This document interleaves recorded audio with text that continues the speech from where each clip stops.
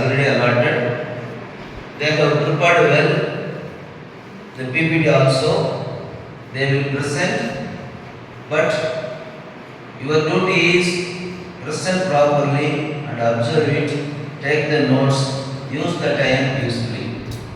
Say, whatever the opportunities available, you have to nurture your mind, you have to develop your ability. Otherwise, no one can help you. So one time, one student asked Dr. APJ Abdul Kalam, how do I reach the goal? What is the question?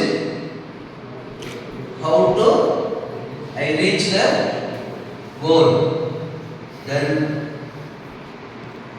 Sir told, the first thing is you should have a high aim. What is that? You should have a high aim first of all.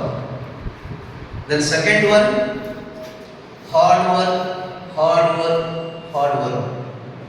The third one, you should be a perseverance. What is perseverance means? If problem comes to you, the problem, you should be the captain for the problem.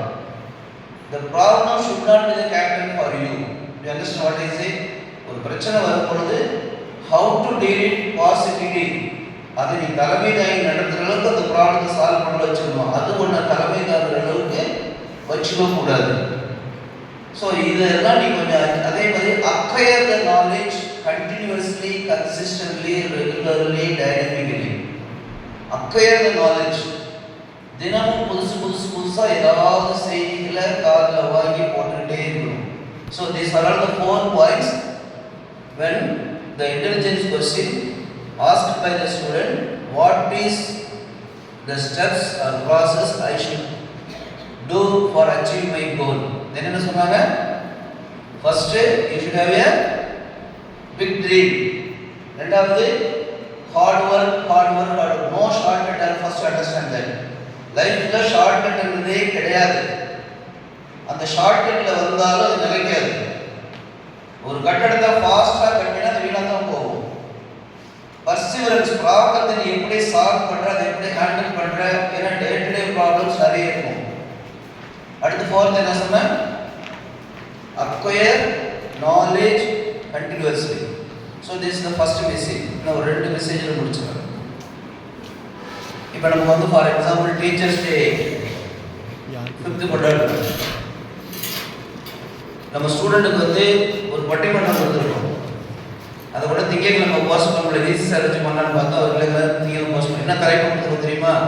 சொல்லுங்க யாராவது. மாணவர்களே பேசக்கூடிய ஒரு பட்டிமன்ற தலைப்பு கொடுத்துருக்கோம். ஆசிரியர்களுக்கு முன்னிட்டு என்ன தலைப்புன்னு யாராவது தெரிஞ்சவங்க சொல்லுங்க. அவங்க சர்க்கிள் எடுத்துருக்காங்க, கேட்டுருக்காங்க. அந்த அளவுக்கு நீங்கள் அவேர்னஸ் நாங்கள் பண்ணிட்டு எல்லாரும் செய்ய சொல்ல இன்ஸ்டியூஷன்ல.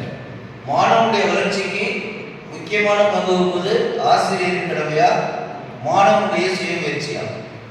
இது யார் பேச போறீங்க? இந்த சைடு ஒரு 4 பேர், இந்த சைடு 4 பேர். நாளைக்கு பேசலாம்னு வச்சிருந்தோம். பட் ஒரு எக்ஸிக்யூட்டிவ் மீட்டிங்லாம் பண்ணிருக்கிறதுனால மண்டே நாங்கள் போஸ்ட்போன் பண்ணியிருக்கோம். அதுக்கு நடுவர் தான் சார்ந்து தான் இருக்கிறாங்க. நீங்கள் வந்து ஆசிரியர் தினத்தை முன்னிட்டு அப்போ வழக்கமாக சொல்லுவாங்க, சாக்ரட்டிஸ் அவருடைய ஸ்டூடெண்ட் யாரு? பிளாட்டோன்னு சொல்லுவாங்க. பிளாட்டோட student Aristotle. Aristotle student Alexander. பாரம்பரியத்தை கொஞ்சம் பாருங்க. அவங்கெல்லாம் ஸ்டாப்பாக நினைச்சாங்க. அவங்க சொல்றதை வேதமாக நினைச்சாங்க. சொன்னதை அப்படியே நடந்தாங்க. அலெக்சாண்டர் அவர் வந்து உலகத்தை ஒரே குடையின் கீழ் கொண்டாந்து ஆண்டவர், உலகத்தை ஆண்டவர் அலெக்சாண்டர். உன்னால மட்டும் எப்படி அந்த உலகத்தை ஆட முடிஞ்சது கேட்டதுக்கு அவர் சொன்னது 2 ஆன்சர். நான் இந்த உலகத்துக்கு அறிமுகப்படுத்தப்பட்டது என் பெற்றோரால். இந்த உலகம் எனக்கு கீழ் வருவதற்கு காரணம் என்னுடைய ஆசிரியர் அரிஸ்டாட்டில். அவ்வளவுதான். அப்ப நீங்க வகுப்பறைக்கு வந்த ஆசிரியர்கள் சொல்வதை வேத வாக்காக எடுத்து அதனை முறையா செஞ்சீங்கன்னா நிச்சயமா உங்களால அச்சீவ் பண்ண முடியும். வேலைகள் கொட்டி கிடக்குது. நேற்று முதல்ல நான் ஃபேஸ்புக் பண்ணுறேன், அப்படியே நிறைய வந்துக்கிட்டே இருக்கு. பட் நம்மளுடைய வேலை என்ன? எல்லா நாளும் டிசிப்ளின்டாக வாழு. டிசிப்ளின் டிசிப்ளின்னா நான் ஒழுங்கு கட்டுப்பாடு அதை நான் சொல்லவே இல்லை. டிசிப்ளின்டு லைஃப் அப்படின்னா இத்தனை மணிக்கு எழுந்திருப்பேன், இத்தனை மணிக்கு இது செய்வேன், இத்தனை மணிக்கு இதை செய்வேன், இத்தனை மணிக்கு இது செய்வேன், இத்தனை மணிக்கு இது செய்வேன் அப்படிங்கிறது சிஸ்டமேட்டிக்காக போயிட்டு இருக்கும். இடையில ரொம்ப டயர்டாக இருந்தாங்க ரெஸ்ட் எடுத்துக்கலாம். அதில் எல்லாமே இருக்கணும். காலையில் எழுந்துச்சியா ஒரு 10 நிமிஷம் பிரீத்திங், ஒரு 10 நிமிஷம் வார்ம் அப், அதுக்கடுத்து நீ படிக்கணுமா படி, தண்ணி குடிக்கணுமா குடி, இத்தனை மணிக்கு எழுந்திருக்கணும், இத்தனை மணிக்கு போகணும், இத்தனை மணிக்கு வரணும். அது சிஸ்டமேட்டிக்காக பண்ணி பாருங்க.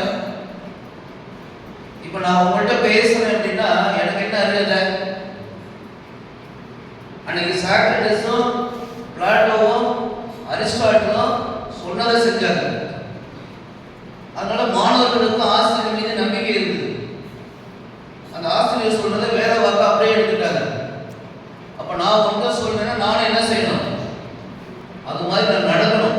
நடந்தா மட்டும் நான் சொல்றதுக்கு எனக்கு உரிமை உண்டு. என் செல்ல எடுத்து பாரு, சார் 5 மணிக்கு அவர் ஒரு ஈஸியாக டிசிப்ளின் சொல்றேன். நீங்க சார் வாய்ஸ் சொல்லி நீ போட்டுக்கிட்டேன், அதுதான் அவங்கள குரூப்ல போட்டேன். நான் நீ எதுக்கா போட்டேன்னு தெரியல, வாய்ஸ் கேர்ள்ஸ்ல ஒரு நாள் ஆட் பண்ணேன். ஏன்னா இன்னைக்கு என்ன டேங்கிறத கொஞ்சம் போட்டுங்க சார், என்ன மறந்துடுறாங்கன்னு சொன்னேன். காலையில் 4:50 5 கரெக்டாக ஒரு சவுண்டு கேட்கும்.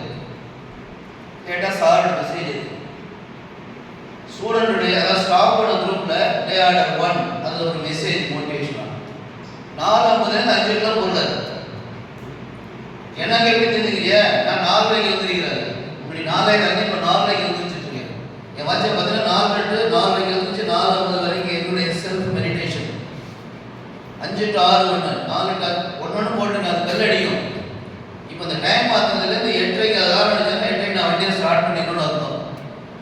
இல்லைன்னா என்னால் 9 இருக்க முடியாது, 9 மணி நிற்க முடியாது. நான் எல்லாரையும் ஏன் லேட்டாக இருக்கீங்க கேட்க, நான் உங்களை திட்டு நான் ஒழுங்காக இருக்கணும். அப்போ நீ வீட்டை என்ன செய்யணும், உனக்கு கீழே எல்லாரையும் திட்டு.